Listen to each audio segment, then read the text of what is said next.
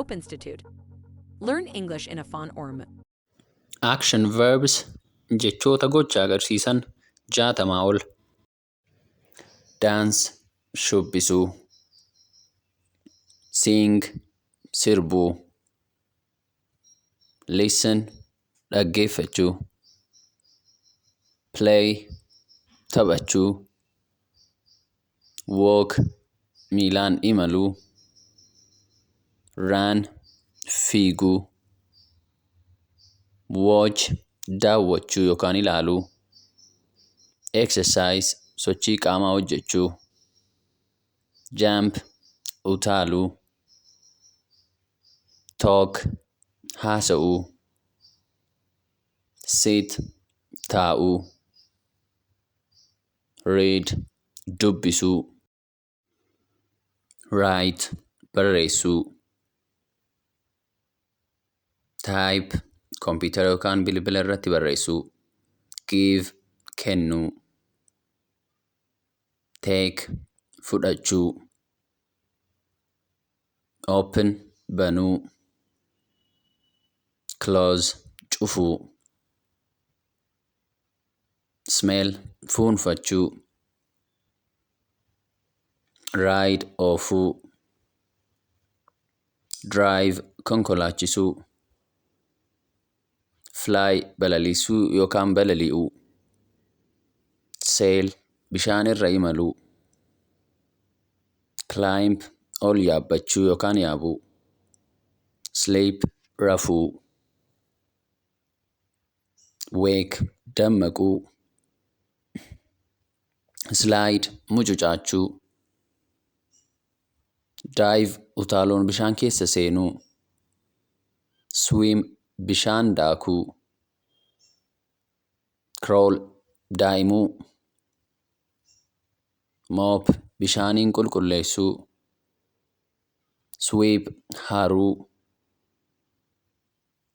Cook bilcheessuu. Wash miicuu. Chop nyaataaf akka ta'utti muruu. Plant biqiltuu dhaabuu.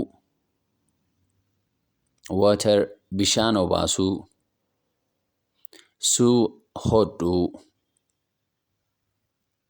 Repair suphuu. Hit dhahuu yookaan rukuchuu. Slap kabaluu. Punch boksiidhaan dhahuu. Kick miilaan rukuchuu yookaan dhahuu. Lift waan ulfaatina qabu ol kaasuu.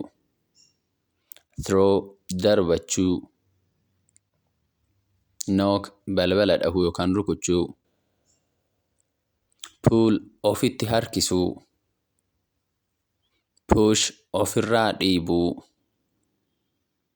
Shower qaama dhiqachuu. Sneeze haxxiffachuu.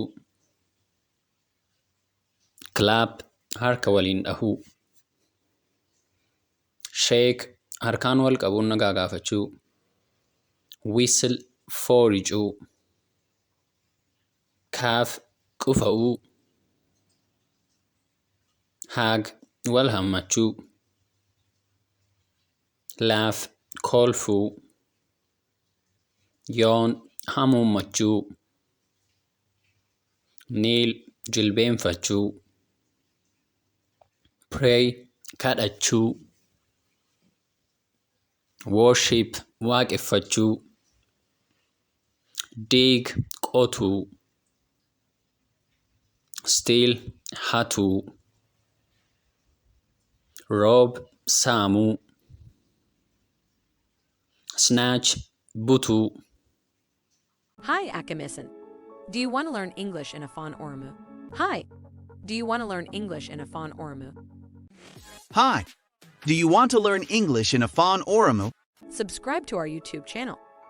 Follow us on TikTok. And like our Facebook page. Most importantly, share the good news to your friends and family. Thank you.